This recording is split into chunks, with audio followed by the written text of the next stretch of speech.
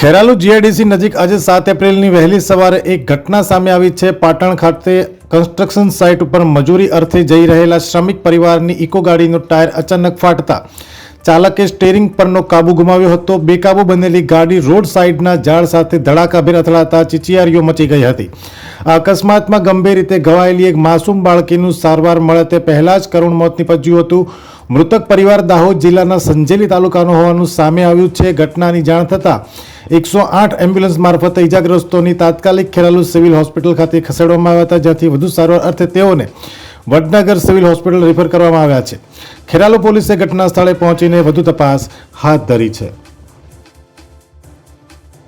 અમે તમને આપીશું પળેપળના સમાચાર। જો તમે અમારા નિર્ભય માર્ગ ન્યૂઝ ચેનલને સબસ્ક્રાઇબ કર્યું નથી તો અત્યારે જ નીચે આપેલા આઇકોન બટન પર ક્લિક કરીને સબસ્ક્રાઇબ કરો અને શેર કરવાનું ભૂલશો નહીં।